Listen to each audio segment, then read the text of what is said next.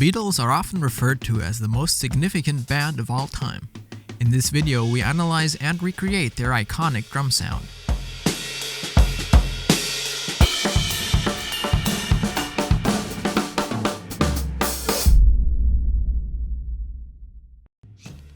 If you ask any of today's top drummers about their most important influences, one name will come up consistently: Ringo Starr, drummer of the Beatles. Not only is he a great and musical drummer, but more importantly, he established a lot of beats and rhythms that have become standard drum set vocabulary.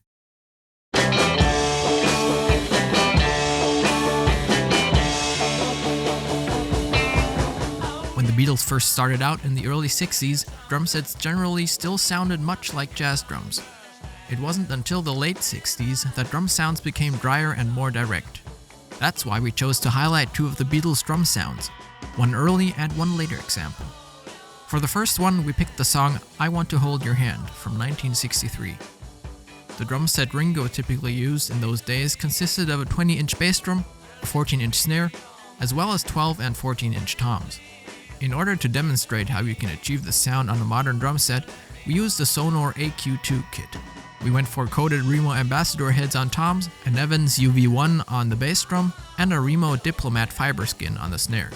As for tuning, the toms are tuned higher than most modern-day toms. The snare is tuned medium-high, and the bass drum medium-low with its closed resonant head.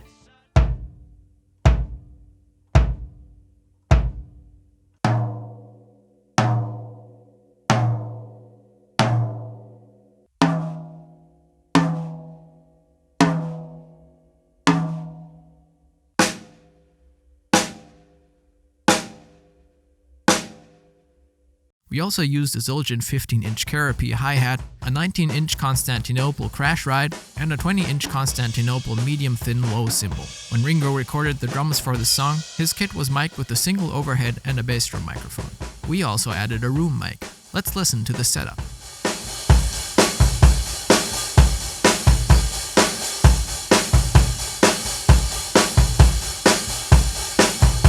Now let's add the music.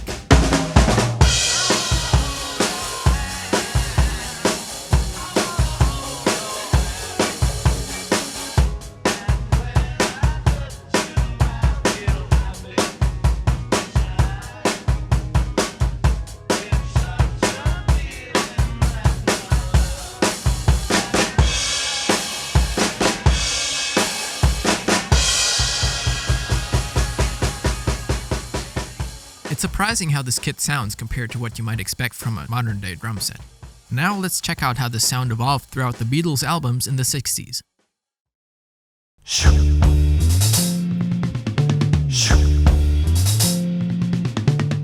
We looked at another example of Ringo's playing and sound, the 1969 song "Come Together."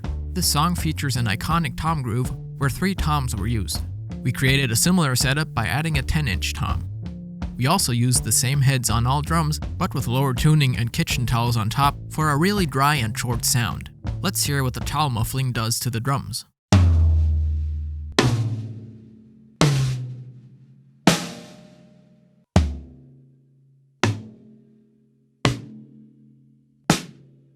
We then removed the reso head of the bass drum, placing the mic inside.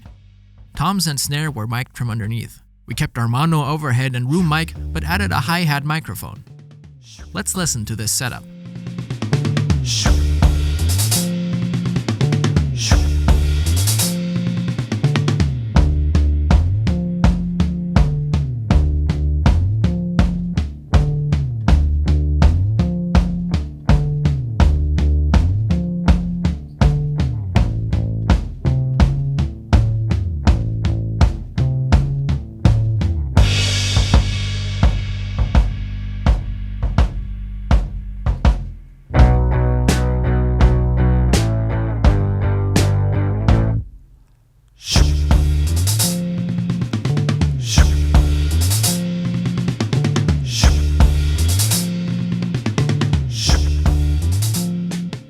You can clearly hear how the sound is closer to a typical modern drum set, and how recording technology as well as taste in sound has evolved during the 1960s.